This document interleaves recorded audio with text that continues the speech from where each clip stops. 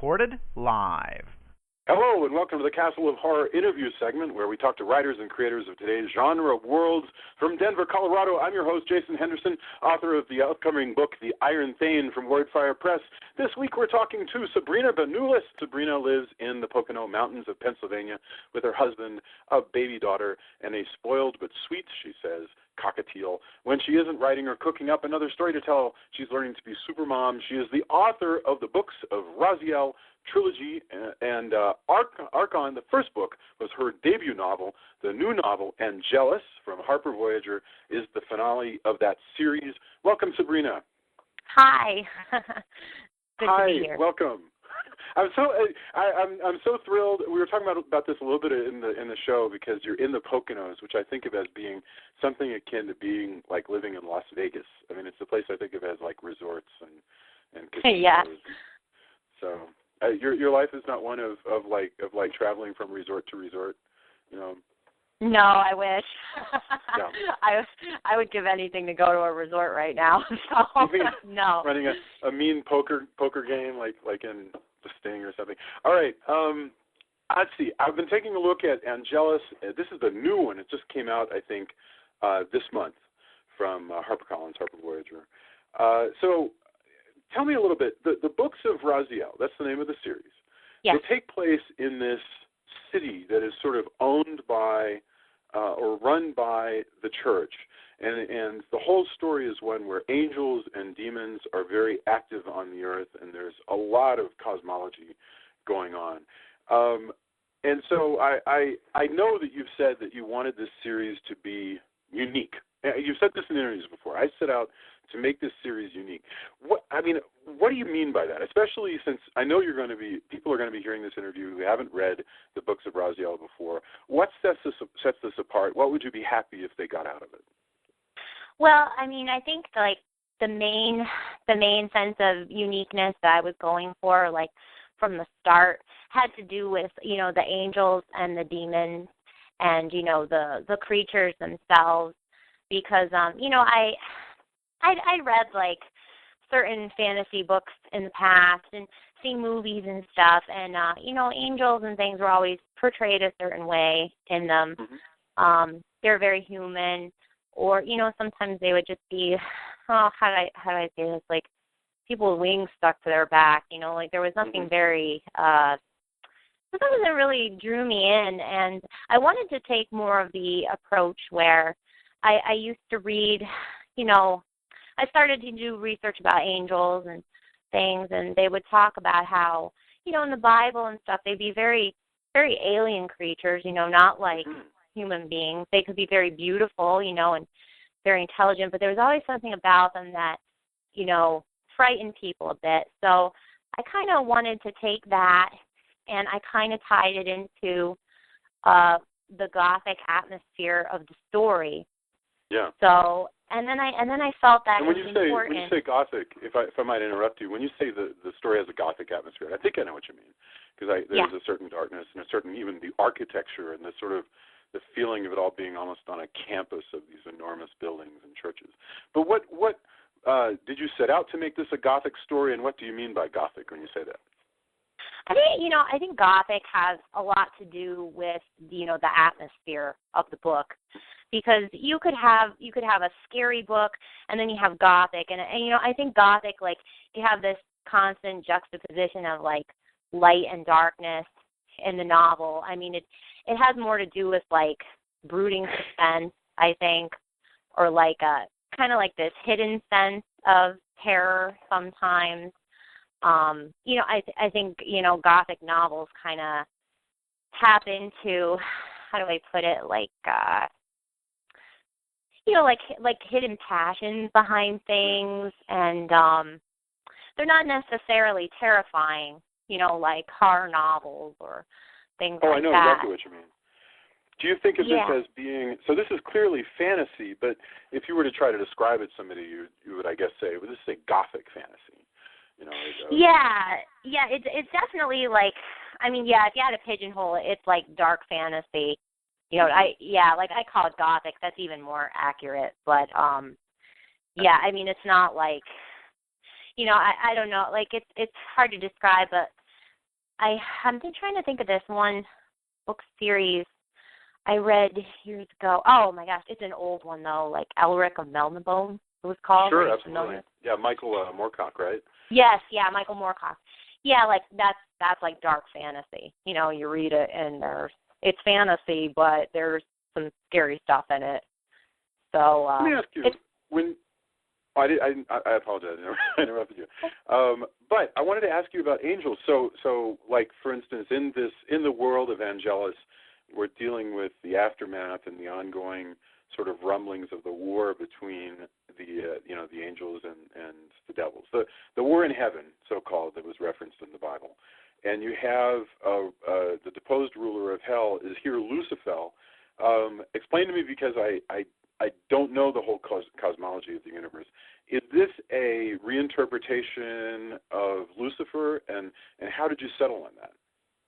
Yeah, it's really kind of it's like a reinterpretation of the whole history. I mean, you know, you have not just Lucifer, but then you have the two other main angels, you know, Raziel and Israfel, and you know, you kind of together they have their story. But I just kind of, I mean, it's kind of like a blending of mostly like, you know, Jewish Christian mythology. Mm-hmm. But then I, you know, just from like other religions and other mythologies, I took ideas and kind of expanded on it. And I just really wanted to make the story, it's familiar, like in a basic way, like, you know, mm-hmm. like Lucifer rebelling against God. But I really wanted to expand on it and turn it into something different, like the reasons why that happened and what it has to do with the other angels and their relationship. It's not as straightforward, in other words, as it is like in the Bible or. Well, no, there's all these conspiracies.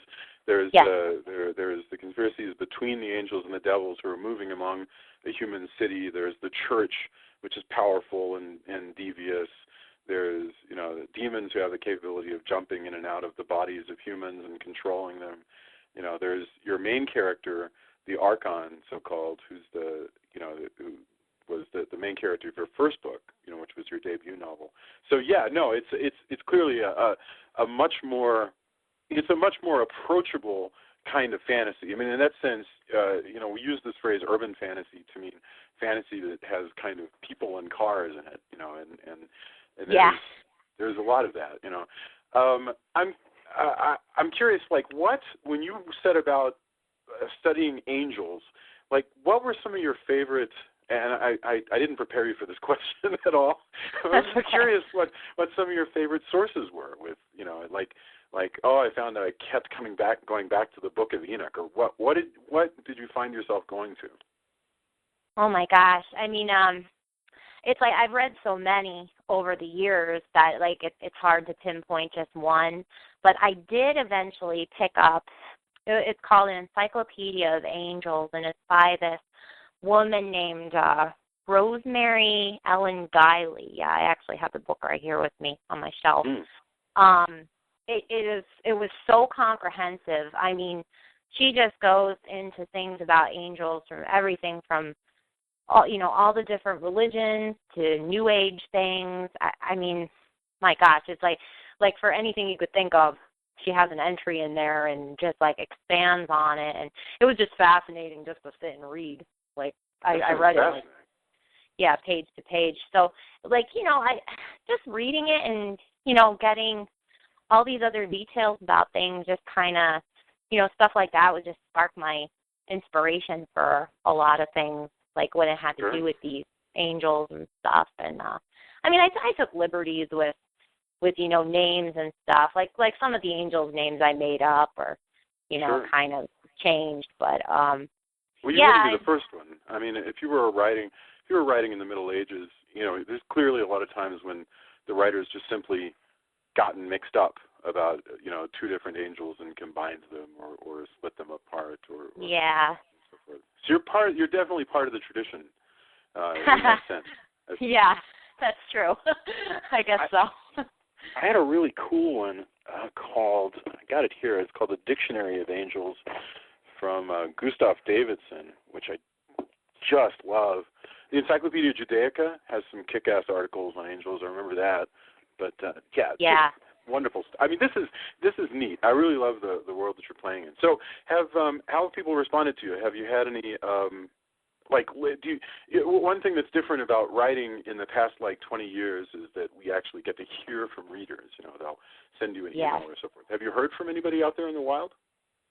I do. I mean, I have very polarizing reactions to these books. I have people who love them, and then I have people who don't get them at all for whatever reason. So, and I think that's partly because of how you mentioned before, how I try to take this unique approach to things.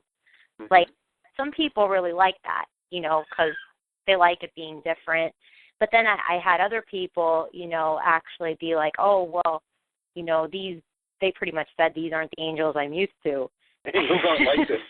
You're wrong about the angels.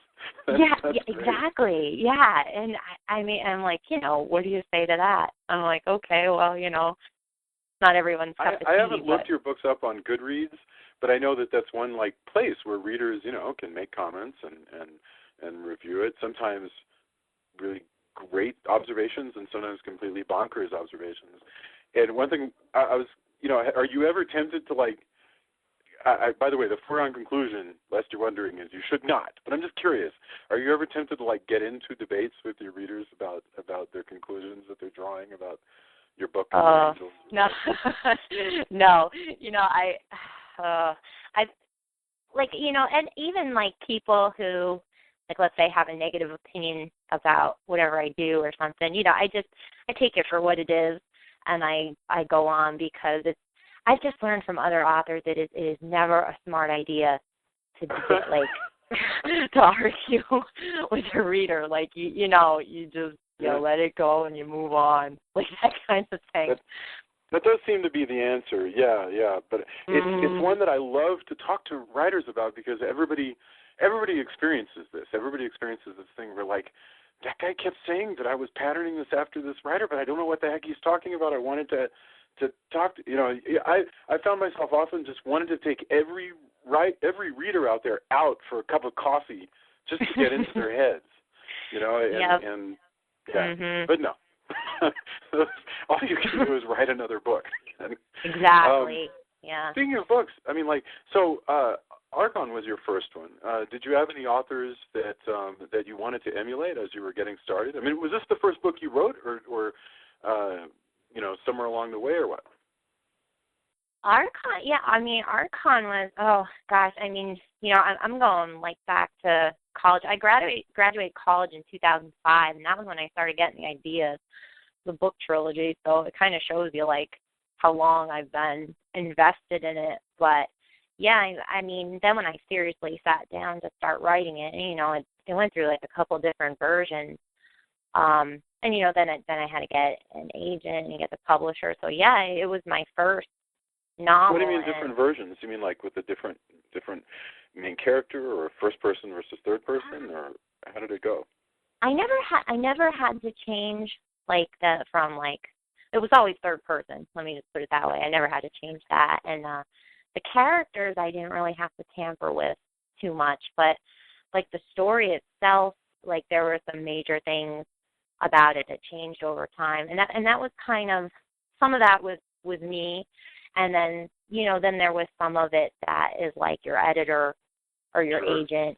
It's if I back then, if I came to my agent with this really big fat book, it's well, you can't do that. So then she'd be like, okay, well, you need to make each one stand alone somehow, so we can sell these piece by piece. So then you're kind of changing the structure of the plot and everything to accommodate that, So yeah, between doing that just for myself, doing that, for my agent, then doing it for the editor, it's there was a lot of versions of the story. I have them all archived, But are you working on a new one now, or a follow-up, or something different? Well, yeah, I will be doing the actual physical work of it soon. I've kind of had two in development for a little bit. Having my daughter kind of slowed that down like the past Yes. year or so. So that's kind of tiring. But, yeah, I mean, and the problem is I like both ideas, but, you know, the one is more like a science fiction dystopian type novel, and then you have the other one which is like an Asian themed fantasy, and it's like here I am sitting here like, okay, so which one do I seriously pursue right now, because I like them both, which is kind of difficult. Have you maybe talked to, I mean, I guess you could always, you don't need my advice, but I mean, you can always talk to your agent and say, which one do you think I should work on? Yeah, in fact, that's what I'm going to do. Yeah, exactly. I figured, Angelus comes out tomorrow, and then, wait, this book comes out tomorrow? I thought it came yes. out, oh my gosh. Wow. Okay. Yeah, I know. It came out fast. Congratulations, then. I didn't know I was going to talk to you during the week that it was coming out, so that's fantastic. Oh, that's really okay. Fantastic. Yeah, thank you. So I figured once things with that died down a little bit, then I was just going to start talking to her and say, hey, which one? Because, the other thing I've learned is I don't want to pursue a project that, like, I spend a ton of time on and I have no chance of it, like, ever seeing the light of day. So absolutely. Yeah, no, I think we all have to deal with that, I mean, I always think of writers as being a lot like carpenters, like we make really good tables. We make tables because we love to make tables, but in the end, you also want to make tables that somebody will want to buy and sit at. And be proud of in their house. And occasionally at home, you might make a really experimental table that doesn't stand or maybe has one leg, but you can't. Yeah. Those are luxuries that we can't all afford. So when the last thing I wanted to ask you just about your process, because I ask everybody this: where do you write? And when you're writing, how often do you write? But first, where? Do you write at home? Do you go out? What do you do? Yeah, I mean, I mostly write at home. I have my own, little home office and everything. And I mean, typically I work at night now because of my daughter. Although I guess even before that, I was kind of a night owl. I always seem to do best in the evening. Well, it's better or hang out at the casinos, so I guess. Yeah.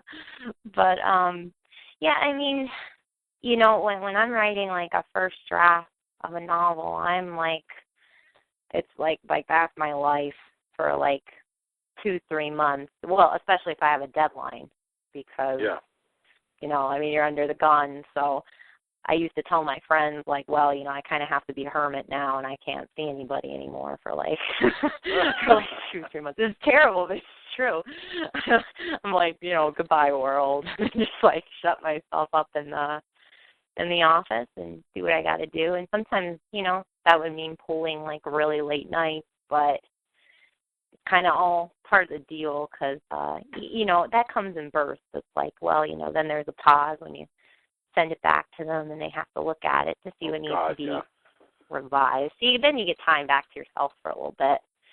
But Kim says that at that point you got to start working on something else while you're waiting for your agent to get back to you. I was like, well, you're a crazy person. I mean, that just that can be really difficult, just to immediately start working on something else while your heart is out there waiting to figure out if somebody's going to dig a particular draft or something. That's hard. Oh yeah. It is hard. When you're doing these sessions at night, do you try and just do a scene or a chapter or a certain number of words, or what is your goal? I do at least a scene. I always try to make sure I finish it before I end for the night, because it's like when I'm in the zone, if I like just cut that off, like let's say to go to bed or do what else, and then the next day I try to come back to it, something about it's not the same. Like it takes much more effort for me to finish what I did. So yeah, I always kind of try to like, end the chapter or the scene or whatever, and then start with the new one the next day. Makes sense. Wow. Okay. Well, Sabrina Benulis, it's been a delight talking to you. This week, your new book, Angelus, is coming out. It's coming from Harper Voyager. You're getting so much great praise from Publishers Weekly and elsewhere. The publisher is clearly very Very proud of you, and I think I wish you all the best. Thank you so much for being with us, and hopefully we'll get to talk again soon. Thank you very much. Yeah, thanks a lot for having me. It was fun. Yes, ma'am. All right, bye. Okay, bye-bye.